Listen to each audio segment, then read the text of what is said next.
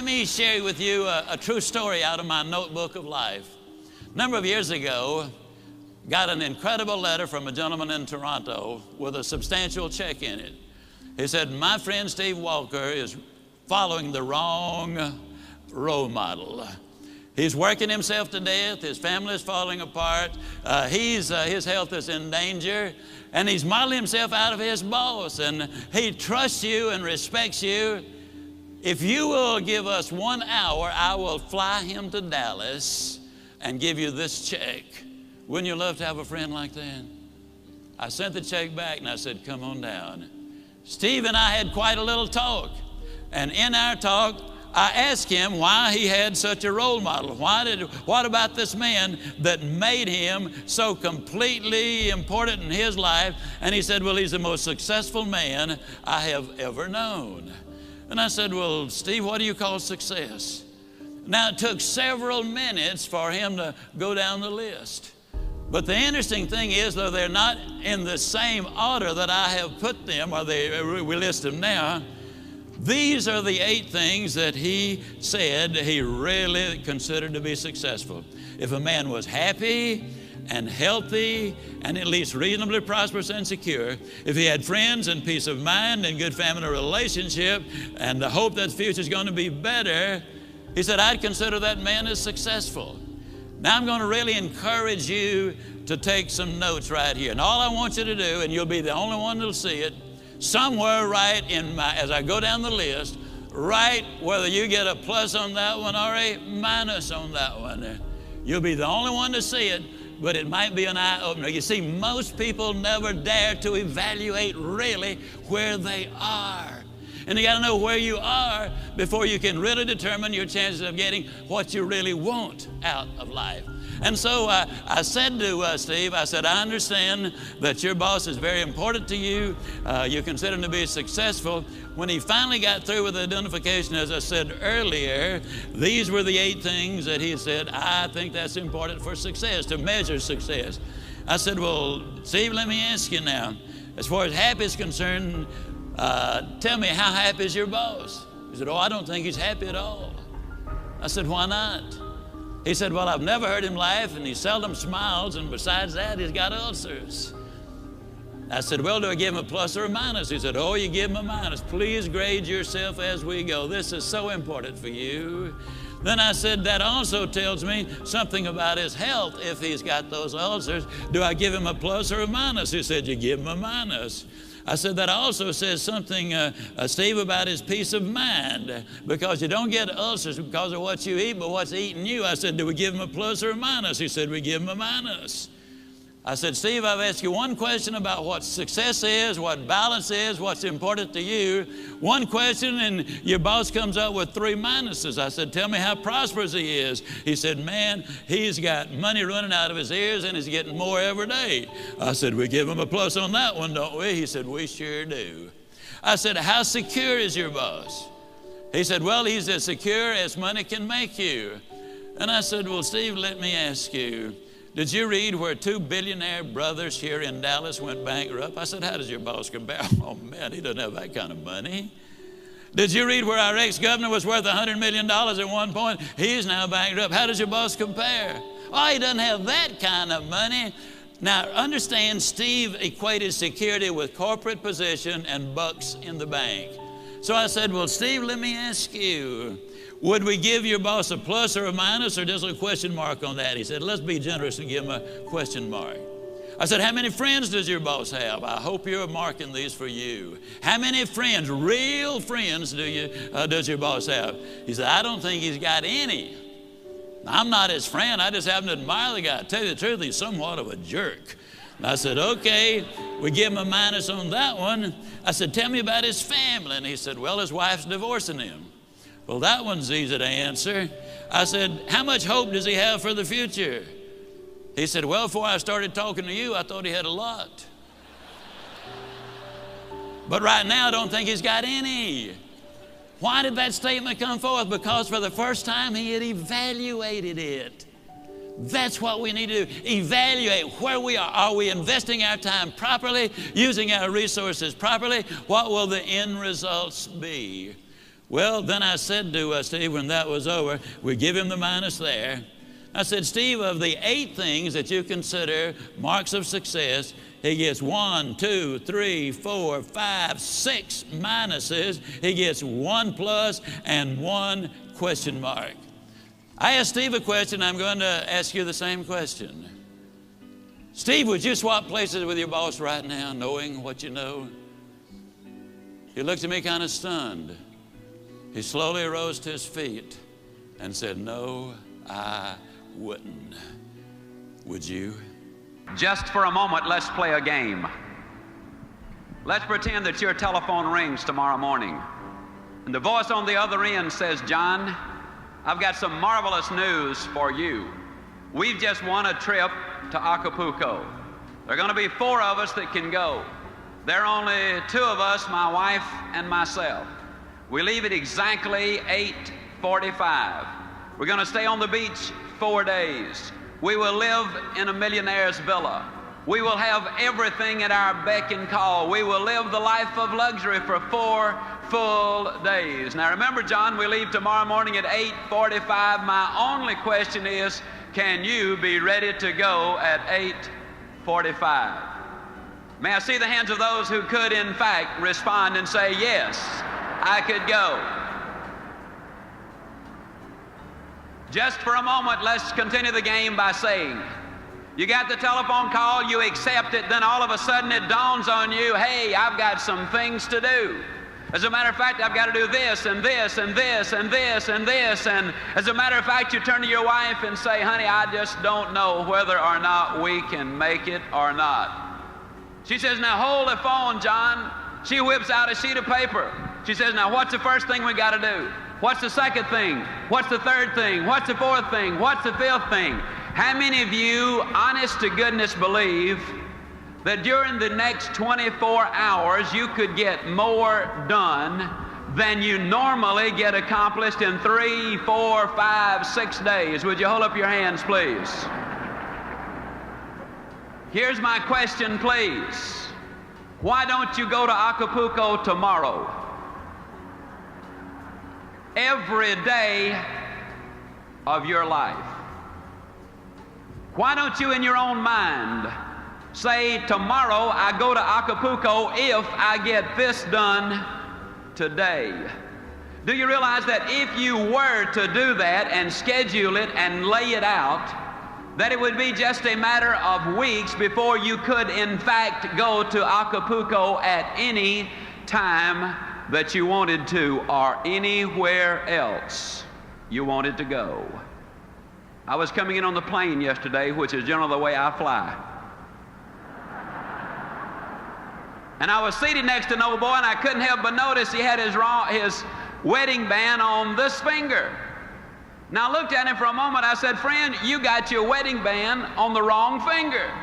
He said, yeah, I married the wrong woman.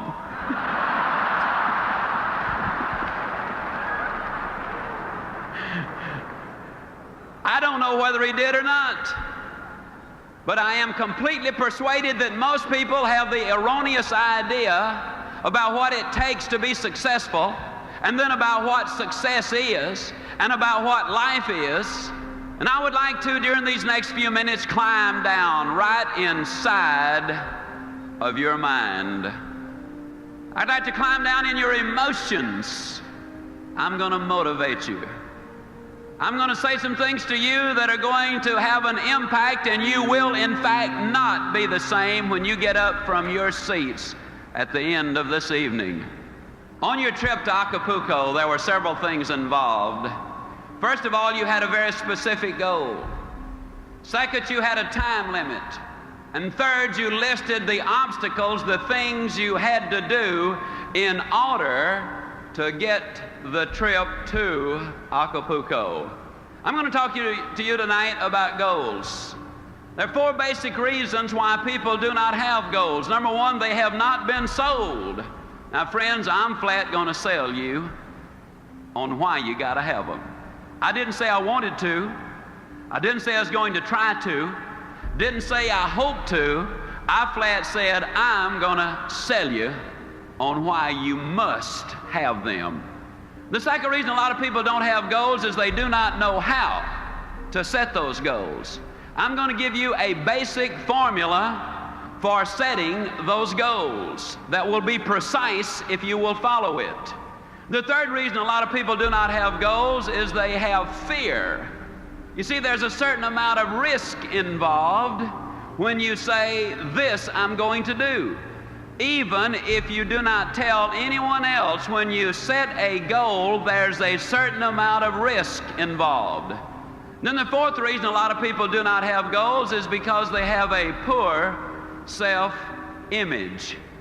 If you do not think you deserve success, if you do not think you deserve a bigger home, to be $1 million producer, to have an outstanding mate, or beautiful, well-disciplined children who are productive, if you don't think you deserve them, then you'll do things that will keep you from getting them. Let's look at number one. Let's sell you on the idea of having goals. Are they important? At Yale University in 1953, they did a study of the graduating seniors. They discovered that of the graduating seniors, only 3% of them had definite, predetermined, written down goals. 20 years later, they did another survey of those seniors who had graduated. They discovered that the 3% who had committed their goals to paper had accomplished more than the 97% who had not written them down. What about you personally? Have you got your goals laid out? Are you a meaningful specific, or are you a wandering generality? Are goals necessary? I'm going to say emphatically yes. Can you imagine the chairman of the board, General Motors, and somebody comes to him and says, how did you get to be chairman of the board, General Motors? Do you really believe he said, well, I just showed up for work and they started promoting me, and first thing, here you know, here I am, chairman of the board, General Motors. No, I think you know that that is not the way that it happened. What about you? Are you a wandering generality, or are you a meaningful specific? How many of you are in the world of selling? Would you mind holding up your hands, please? One of the major problems we have in the world of selling, a lot of times the salesperson is out selling, and although they're out there physically, what they're saying mentally is, I need to be home with the family. And then when they're home with the family, physically, they're saying mentally, I ought to be out in the field selling. And so when they're out in the field, they're really back at home, and when they're back at home, they're really out in the field, and they ain't never nowhere.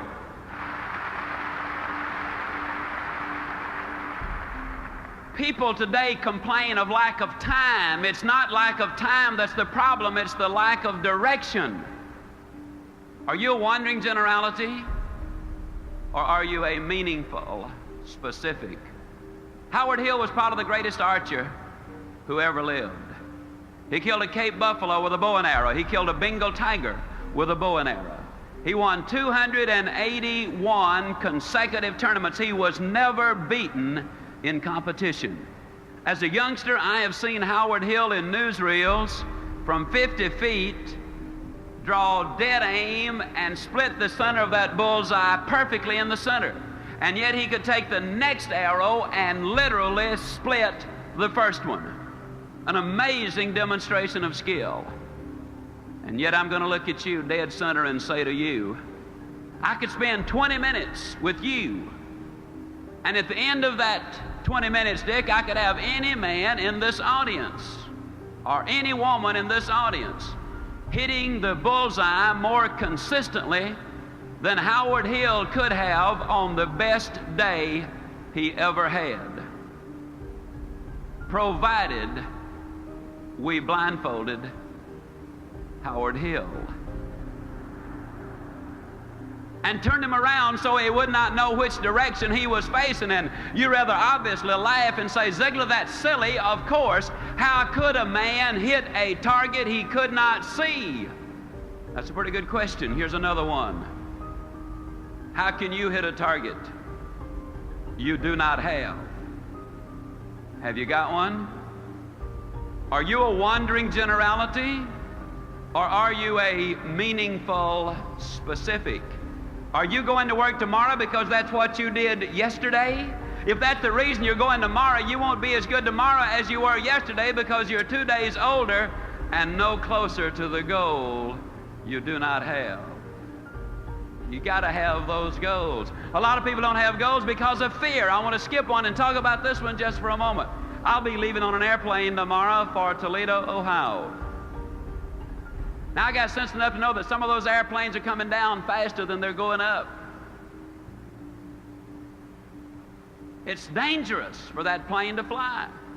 You see in the newspapers where the ships leave the harbor and you see where some of them sink. It's dangerous for the ship to be on the ocean.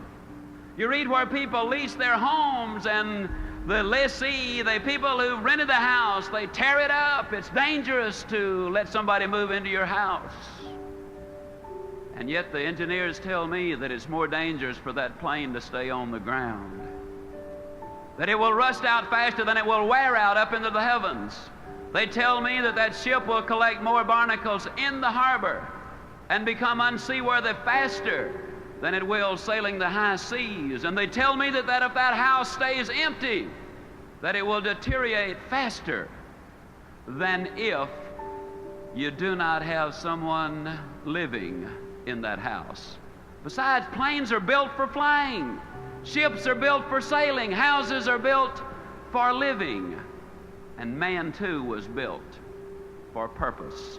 He was designed for accomplishment. He's engineered for success. He's endowed with the seeds of greatness. And the greatest danger we as human beings have is when we do not do anything at all. Stop 100 young men, age 25, on any street, USA. Follow them until they're 65 years old, and of those who are still living, you will discover that only 5 of them have succeeded financially. It's almost as if they had set out in life to fail. But I also believe one of the reasons is most people don't understand this thing called money. See, I think it's all right to have money as one of your goals. Occasionally I speak to people and they say, well, I don't want to make a lot of money. You know, I believe a man or a woman that would say that would lie about other things too. A lot of people don't have it because they don't understand it. They talk about cold, hard cash. And it's neither cold nor hard. It's soft and warm. Feels good. Beautifully colored. Not once has that redhead of mine over here ever said to me, wait a minute, honey, I got to go change clothes because what I'm wearing won't go with what you're carrying. As a matter of fact, it goes beautifully with it. Every once in a while, I'll have some of my Christian friends. They'll adjust their halos and say, Zig, how do you reconcile all of that talk about money with Christianity? And I say, it's easy. I believe God made the diamonds for His crowd, not Satan's bunch.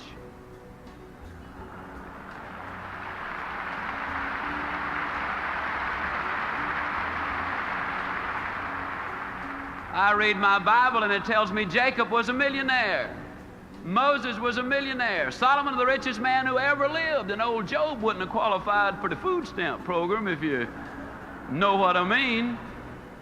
No, money's all right. As a matter of fact, you cannot get too much money unless the money gets you. You know, Solomon told us in Ecclesiastes that he who seeks silver will never be satisfied with silver. Now, if money becomes your God, you got a problem. You'll never have enough. We know that's true because in the last 2 years, 5 billionaires have died. Down in Dallas, somebody said, I wonder how much money Howard Hughes really left. And somebody else said he left it all.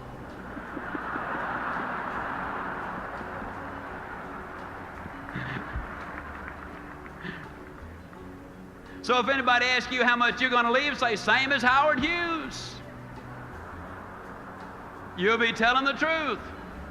Now, having said all of that, let me see if I can tie it back together. I believe, and I make this statement 40 times in my book, that you can get everything in life you want if you'll just help enough other people get what they want.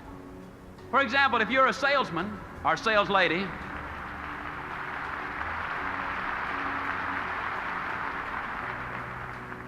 if you're selling a product that solves a problem, then you're helping someone else get what they want, which is the solution to the problem, so you get what you want and what you deserve.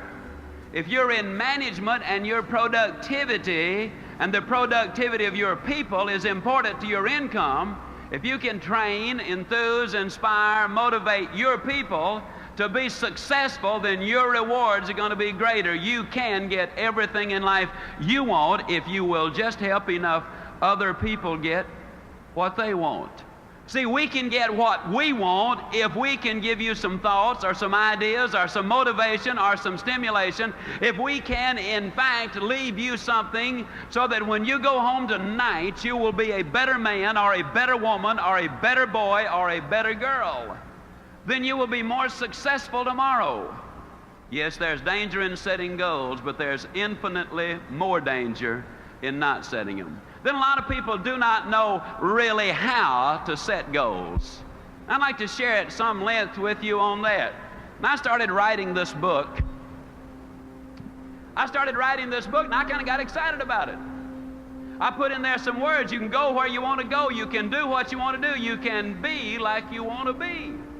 And man, I wrote those words and I said, now Ziegler, that's pretty good. As a matter of fact, I got to talking to myself, which is perfectly all right. It's all right even to answer. But if you ever catch yourself saying, huh? To the answer, you got a problem. Well, I caught myself with a problem. I was saying, huh? Because where I said you can be like you want to be, I looked down and there was a 41-inch waistline and 202 pounds of Ziegler. And the thought occurred to me that one of these days that I might bump into some of you, and I could just imagine this conversation taking place. I could imagine you saying, Ziegler, you believe that stuff you write? And I was going to say, uh-huh. Then I was going to imagine you saying, do you believe all of it? And I was going to say, man, yeah. Then I could imagine you poking your finger in that 41-inch waistline and saying, Ziegler, do you really believe all of it? And then I was going to have to say, well, you know, us authors, we do take a little literary license every once in a while. But I knew I had to make a decision. I either had to take those words out of there, you can be like you want to be, or I had to do something about me. Not only that, but my boy was 8 years old at the time, and I think every father ought to be able to whip his children until they're at least 12. And the rate I was going, I wasn't even going to be able to catch mine. But the straw that broke the camel's back was when that redhead of mine kept telling me to hold my stomach in, and I already was. So I went down to Cooper's clinic. Now, Cooper is the guy who wrote the book Aerobics. When you see somebody out jogging, you can rest assured that's Kenneth Cooper who had an influence on them. Well, it's a 5.5-hour examination. First thing they did was took 2 quarts of my blood. Well, it looked like 2 quarts. They filled so many vials, I thought they were opening a branch of the blood bank right there. Then they dunked me in a tank of water 3 times. And the purpose was to determine the percentage of body fat that I had. When I got through, they told me that I was 23 9/10% pure lard. Then they put me on a treadmill, and you know, on the treadmill, the longer you can walk, the better your physical condition, and the worst possible condition was horrible. Well, I was determined to get out of horrible into just awful. And I made it by 4 seconds. When it was all over, the young doctor, Dr. Martin, skinny young doctor, runs in the Boston Marathon, does the good things, called me in, big smile on his face, optimistic, a real PMA advocate, probably reads Success Unlimited on top of it. Called me in and with a big old smile, he said, Mr. Ziegler, we've got marvelous news for you. We've run these figures through the computer, and according to our computer, and we know it's right, you, sir, are not overweight. However, he said, according to the computer, you are exactly 5½ inches too short.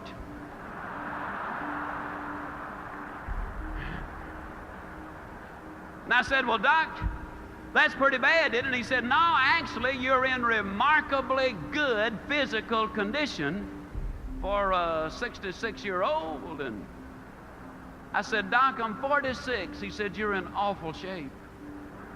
He said, as a matter of fact, if you were a building, I'd condemn you. And I said, well, Doc, what can I do? And he whipped out a sheet of paper thicker than my book and By the time he got through telling me what I could do, I was kind of like the little boy who asked his daddy a question. And his daddy said, "Well, son, why don't you just ask your mother?" Little boy said, "Dad, I just didn't want to know that much about it." I got home and that redhead of mine said, "Honey," "you're going to be out running all over the neighborhood, I suppose." And I said, "Yep." "Well," she said, "if I'm going to have a 46-year-old fat boy running all over the place, I'm going to get you looking as good as I can." So she went down and bought me a fancy running outfit, and I'd already gotten some fancy shoes. Oh, and I did something that was really ugly. But I hadn't read Ann Landers at the time, and I'm going to use that as my excuse, although I really knew better. You know, Ann says that you should not steal pages out of other folks' magazines. Well, there was a page in one of the doctor's magazines advertising jockey shorts. Now, I don't know if you folks in Minneapolis read the jockey short ads or not. But if you don't, the next time you see one, you should at least look at the picture. You'll find out in a hurry they don't put jockey shorts on fat boys.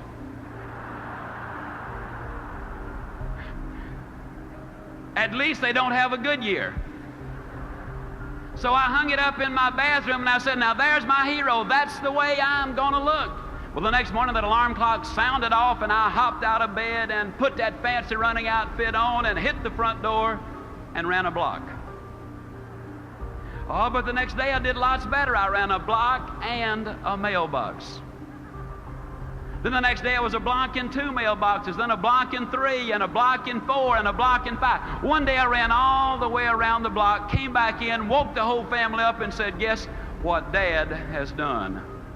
And one day then I ran a half a mile. Then one day I ran a mile. One day I ran a mile and a half. One day I ran 2 miles.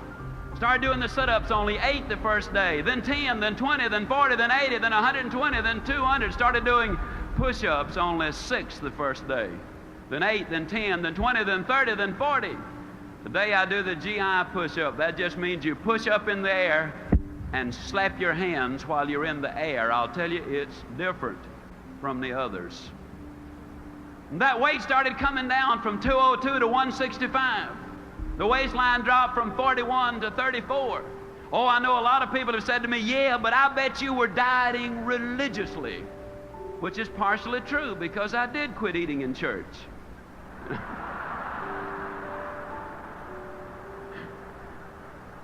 Now, please understand, I am not here to try to talk you onto going on a diet.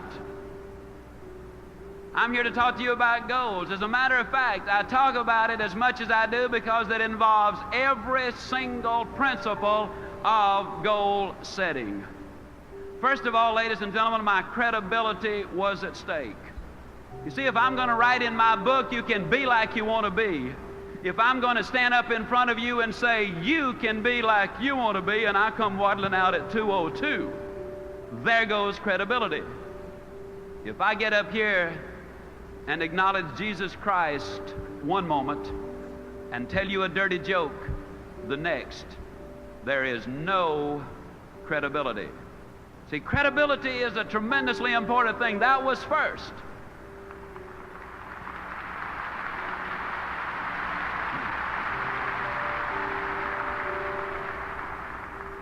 And the second thing, that was my goal. You can't reach somebody else's goal. That's the reason I say don't let me talk you into going on a diet. That's serious business. If you want to lose weight, you start by going to your skinny doctor for a thorough examination. Now, if he's not skinny, swap doctors. See, there's something missing from a credibility point of view when a fat doctor tells you you ought to lose weight. Get you a skinny doctor and a thorough examination. That goal was mine. You cannot reach somebody else's goal. The third thing about that goal was the fact that it involved a big goal. If you're one for writing down phrases, please write this one down. You see, in order for a goal to be effective, it must affect change. And if it doesn't affect change, then the probability of you reaching the goal are pretty slim. 37 pounds made a difference in me. I run into old friends all the time and they say, hey, you've lost some weight. There's a difference. In order for it to be effective, it's got to be big, because it's the big goal that creates excitement. It forces you to reach in and utilize that which is there. And the next thing about the goal, although as a practical matter it was an intermediate goal, I'm going to use it for illustrative purposes as a long-range one. When I wrote this book, I was convinced it would sell. I sent it to 3 publishers. They were convinced it would not sell. They wrote me back and said, we don't think it'll sell. Now, when it got to the 4th printing, they wrote me again and said, hey, you know, we think that thing's going to sell. But at first they said no. I believed that it would. I believed also, ladies and gentlemen, that it would sell well. I was enthusiastic about it. I did a lot of work on it. So I decided I was going to go ahead and print the book myself. Now, most authors who print their own book, they generally print 1,000 copies, maybe 2,000, in rare cases 5,000. But I believe the next point about a goal is tremendously important. I believe you've got to have commitment. Now, I made that commitment. I ordered 25,000 copies for that initial printing. Now, can you imagine me with 25,000 copies in my warehouse saying that I weighed 165 pounds? Because you see, the first thing I wrote in the book was that I weighed 165 pounds, that I had a 34-inch waistline, and the day I wrote that, I weighed 202 pounds. Can you imagine me stuck with a warehouse full of books saying I weighed 165 and I come waddling out and saying, it works? I'd made a commitment. You got to have those long-range goals. And the rule is a simple one. You go as far as you can see. And when you get there, you'll always be able to see further. The doctor told me I had to lose 37 pounds. Now, that was specific. See, that's another point about goals. It's got to be specific. You can take the hottest day the world has ever seen. Take the most powerful magnifying glass you can buy in any store. Hold that magnifying glass over a pile of newspaper clippings on that hottest day, and you'll never start a fire if you keep the glass moving.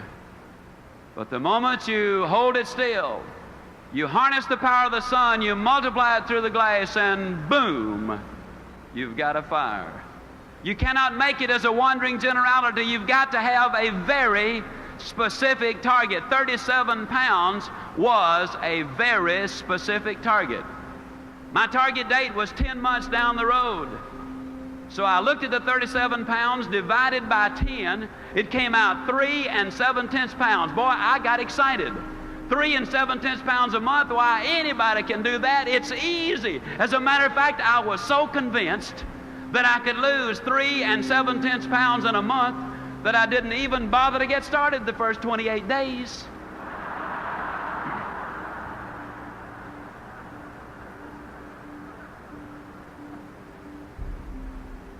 Yeah. Greatest labor-saving device ever invented was tomorrow. So the other point, if you're going to do anything, you got to break it into a daily basis, and you got to get started. Now, I was raised down in a small town in Mississippi, Yazoo City, Mississippi. Now, today, there are a lot of people that try to impress folks by telling them they're from Yazoo City, but I really am. As a matter of curiosity, how many of you here today have never been to Yazoo City, Mississippi? Never been, okay? Well, I think everybody ought to have something to look forward to. When I was a boy, we lived next door to some rich folks. Now, I know they were rich, Brother Byrne, because they had a cook. I know they were rich because the cook had something to cook. During the Depression, that was a sure sign of wealth, and I was over there for lunch one day, as I tried to be most every day. And cook brought the biscuits out. No exaggeration, those biscuits were no thicker than this wristwatch. Now, I looked at him for a moment. I said, Maud, what in the world happened to your biscuits? She reared back, gave that big old tummy laugh, and said, well, I'll tell you about those biscuits. She said, they squatted to rise. But she said, they just got cooked in the squat. Hey, you know anybody that gets cooked in the squat? You know anybody that's really going to do something as soon as the kids get out of school, and then I'll have more time to do those things? Then the kids get out of school and they say, well, I didn't realize it, but I got to take them everywhere. Wait till the kids get back in school, then I'll really get busy. Kids get back in school, they say, well, we got a winning football team this year. Got to support the team. Wait till after football season, then I'll really get busy. Football season is over, they say, well, you know, it's Thanksgiving and Christmas now and New Year's. Wait till after the holidays, then, man, I'm really going to get busy. After the holidays, they say, well, you know, the weather is just so bad, and isn't this the worst winter we have ever had? Wait till the weather clears up a little bit, then I'll get busy. After the weather clears up, they say, well, you know, this is the first chance I've had to play a little golf or go fishing. Wait till I get that out of my system. Then they say, well, it's almost time for Easter. Wait till after Easter. After Easter, they say, well, you know, it's now almost time for the kids to get out of school, but that's where we came in, wasn't it? See, the people who wait for Aunt Matilda to move out, or John to get on the day shift, or for him to swap in the old clunker, or until we get a new governor or a new administration, the people who wait for external changes before they make an internal decision will get cooked in the squat every single time. I can guarantee it. If you're going to reach your goals, you got to make up your mind. You do something today. You can't do everything at once. And if I were to relate back to weight, it's appalling to me to have somebody come up who's 150 pounds overweight and say they're going to lose it in 3 months' time. Friend, it took you 40 years to put it on. Don't take it off like that. I took mine off and kept it off because I changed the thing that put it on. A habit. I ate too much regularly. I didn't gain 37 pounds in one weekend. It is one more bite that done me in. It's the little things. I looked at that weight and I realized that all I had to do was lose 1 9/10 ounces a day. And if I lose 1 9/10 ounces a day, then yes, I'm going to lose that weight. And ladies and gentlemen, to the ounce and to the day. 10 months, I had lost exactly 37 pounds. I had set the goal and I had reached it. Now, a lot of times people come to me and they say, Zig, tell me the truth. I'm always amused that people that say, tell me the truth, they're implying, I guess, that have been lying up until then. Tell me the truth now, Zig. How did you feel about getting up in the morning and going out there and doing that running? How'd you feel about it? I'm going to tell you the truth. I hated it. Man, that alarm clock would sound off, you know, and I'd lay there for a minute and I'd think to myself, Ziegler, what's a 46-year-old fat boy like you doing getting up running all over the neighborhood? Your buddies are sound asleep. What are you trying to prove? And then I'd look down at that 41-inch waistline and I would say, Ziegler, do you want to look like you or do you want to look like the guy in the jockey shorts? Well, I didn't want to look like me. No way. So I'd get out of bed. But just because I was running, that didn't mean I had to like it. Man, I'd get out there and run. I don't know what I'm trying to do. Acting like a teenager and everybody else is sound asleep, and here I am doing a fool thing like this. That's crazy, you know, and off I'd go. And don't you think for 1 minute I didn't tell everybody about it either. Friends, relatives, strangers, everybody I came in contact with, I'd tell them about that enormous sacrifice I was making. Listen, at one time in my life, I could get up and make you a speech, and I could put a strain in my voice and a pained expression on my face, and I could say, friends, you got to pay the price. Oh, what a bunch of baloney that is. I ran in the snow of Winnipeg, Canada. I ran in the sands of Acapulco, literally. I ran in the orange groves of Florida. I've run in the rain right here in Minneapolis. And then one day, ladies and gentlemen, I was running in Portland, Oregon. Beautiful day. Never forget it. About 78 degrees. I was on Portland State University campus.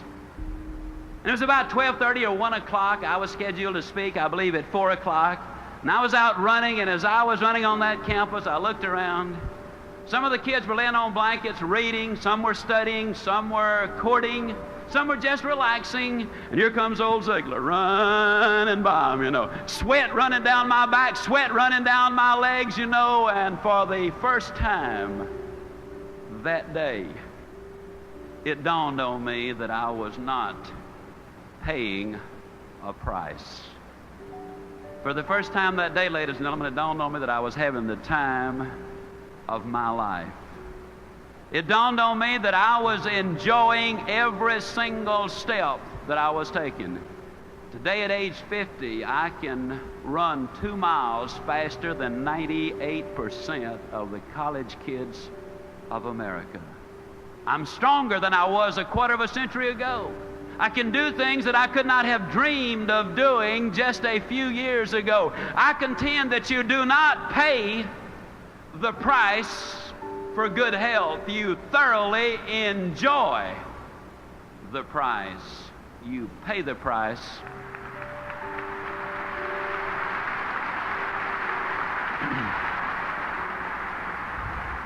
You pay the price for failure. You pay the price for a poor marriage. You enjoy the price of a good one. You enjoy the price of success. You just look at the people who've made it and the people who have not made it. I believe we've got to change our vocabulary. See, ladies and gentlemen, I don't believe you pay the price. I know that you enjoy the price. And I believe we need to change our vocabulary. I'm really talking about changing an attitude, am I not? See, that's what we're talking about here at these PMA rallies, changing attitude. We live basically in a negative world. An overweight person sits down at the table and says, everything I eat turns to fat. Well, that's negative. Mother sends her child off school and says, now don't you get run over. That's negative. We live in a negative world and we become part of what we are around. Did you know that 2/3 of the medical students acquire the symptoms of the disease they study? Common cold. We know that if we get medical treatment that the average life of a cold is a week. If we don't get the medical treatment, the average life of a cold is 7 days. They don't know what causes the cold, they don't know what cures it, but they do know who gets it. The odds are over 10-to-1 that when you get the cold, it's because you're emotionally depressed.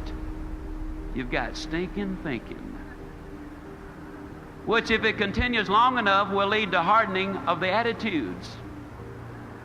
You become part of what you're around. Classic case.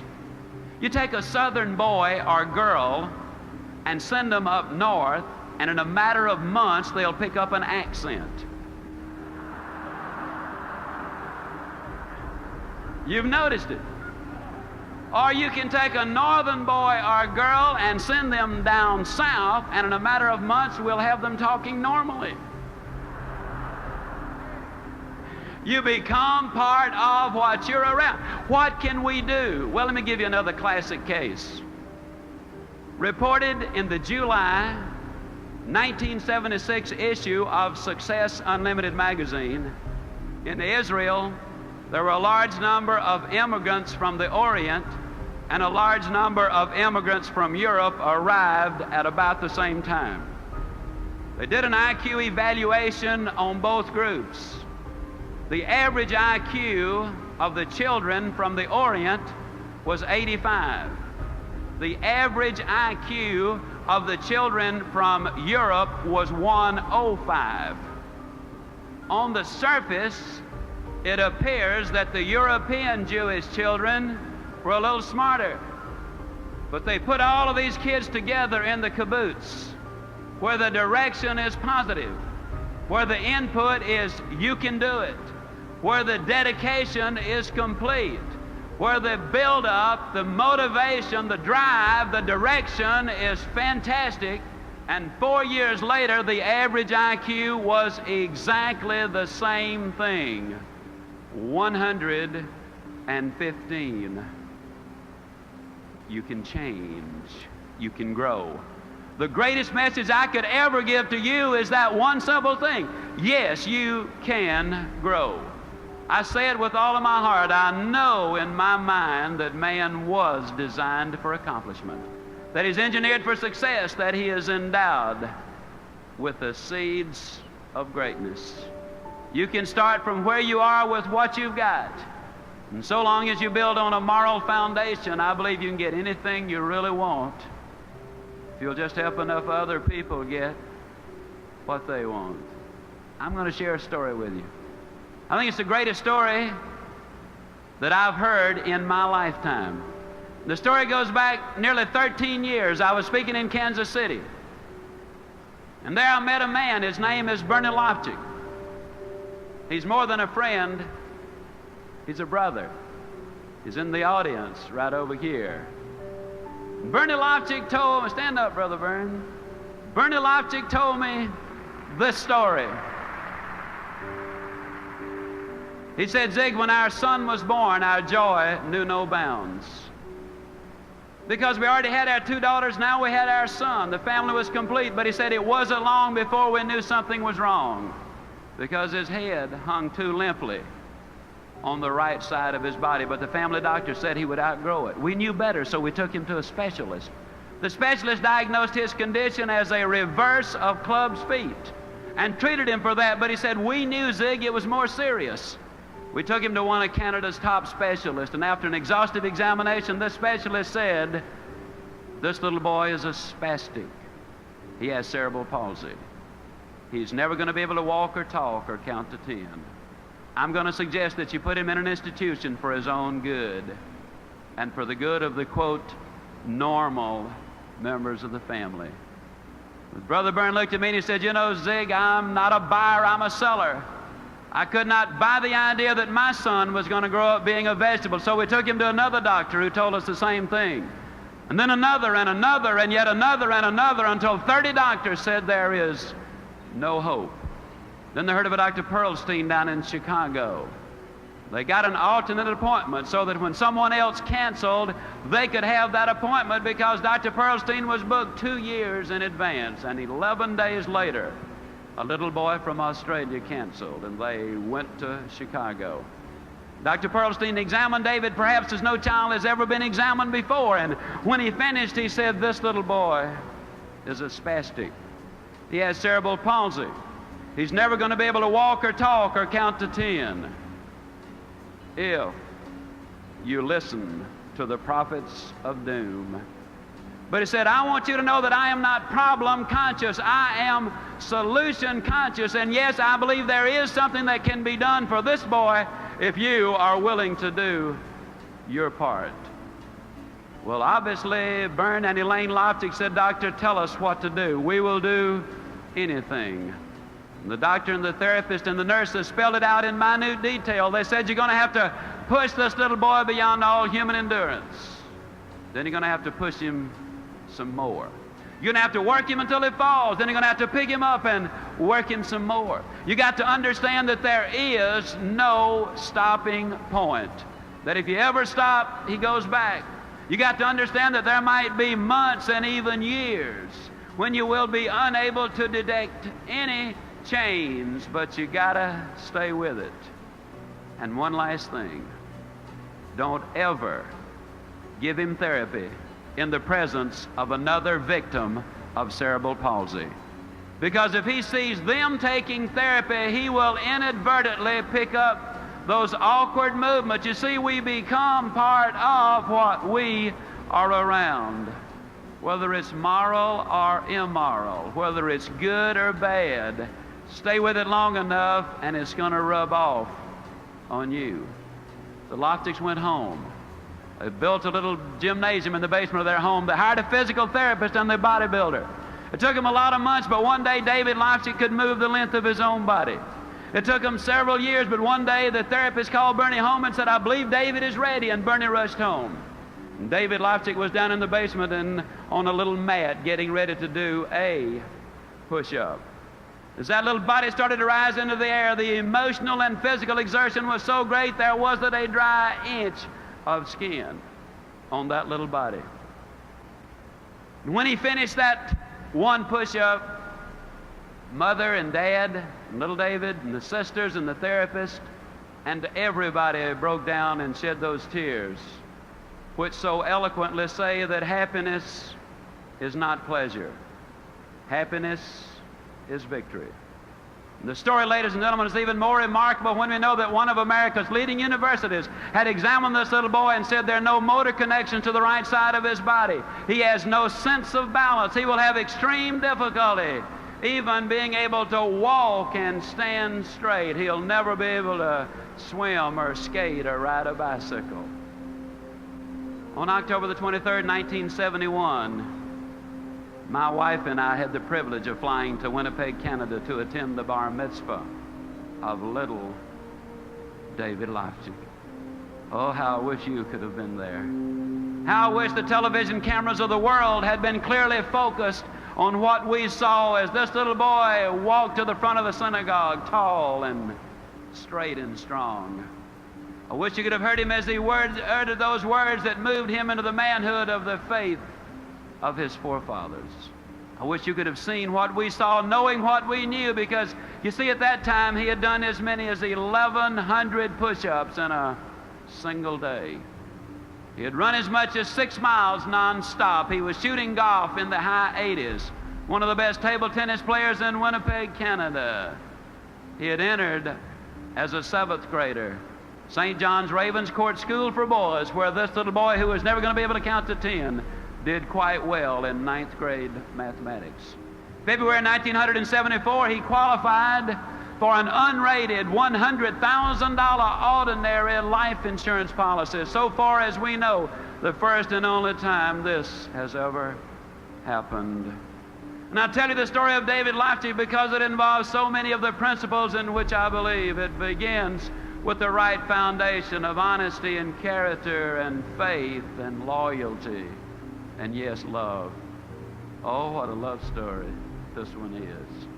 You see, every night this little boy used to have to put his braces on, and every night he would say, "Dad, do we have to put them on tonight?" Or, "Mom, can't we just leave them off tonight?" Or, "Do we have to put them so tight?" And you mothers and fathers know what I speak of when you have a little boy with tears running down his cheeks, pleading, "Don't put them on tonight." But because they did love him so much, they did not listen to the tears of the moment because they wanted to see the laughter of a lifetime. And that, ladies and gentlemen, really what love is all about, because you see, so many of us as parents are reluctant to do for the child what is best for the child because we fear that child then might withhold his love from us, not knowing that over the long haul, the best way to guarantee his love is to demonstrate ours by acting in his best interest. I tell the story of David Leifchik because it involves so many of the principles in which I believe. They had a beautiful relationship with others. The doctors and the nurses, you see, they all had a part. The therapists all had a part. You don't climb the high mountain by yourself. It is in conjunction with others that we really accomplish the major things in life. That's why I like to tell the story of David Leifchik, because it's a story of cooperation. I tell the story because it's a story of goals, of big goals, of lifetime goals, of monthly goals, weekly goals, hourly goals even, ladies and gentlemen. I tell the story of David Leifchik because it involves so much in attitude. You talk about attitude. This boy, since he was too small to carry it, used to have his own cassette player. And every day that little mind was fed with the good, the clean, the pure, the powerful, the positive messages over and over and over. You can do it, son. You can do it. See, we live in such a negative world that unless we deliberately read the good books daily, unless we deliberately, regularly feed our minds with those motivational recordings that in essence remind us over and over in a negative world that we ourselves can be positive if we have the positive input. And yes, I tell the story of David Leifchik because I believe it has so much to do with one of those things that so many times we as individuals have a tendency to overlook. As a matter of curiosity, and I'm almost through. Of course, you know, when us Baptists say finally, that don't necessarily mean immediately. That just means we're getting close. But I tell the story of David because it emphasizes so many of the things in which I believe. I'm just curious, how many of you had already noticed this chrome-plated pump sitting here on the... That's amazing. You know, I've noticed something. When I get aboard an aircraft with this pump, almost without exception, I'm the only passenger that's got one. And so I've got to assume by that they must be getting scarce. I believe this. I believe that this pump is going to sum up what I want to say about life and what I want to say about David Lochte. Got a couple of good friends down in South Alabama. Their names are Bernard Haygood and Jimmy Glenn. They were out riding through the South Alabama foothills one day and they got a little bit thirsty. They pulled behind this old abandoned farmhouse. Bernard was driving, he hopped out, he ran over to this old pump and he grabbed the handle and he started to pump. Now, just as a matter of curiosity, how many of you good folks up here in the big city have ever used one of these old water pumps? Hey, that's fantastic. Okay. Well, it was hot. It was August. And old Bernard wanted a drink of water. And after he'd been pumping a couple of minutes, he said, Jimmy, better get that old bucket over there and dip some water out of that creek. We're going to have to prime the pump. How many of you know what I'm talking about when I say you got to prime the pump? Well, for you non-pumpers, that just means that you got to put something in here before you can get something out here.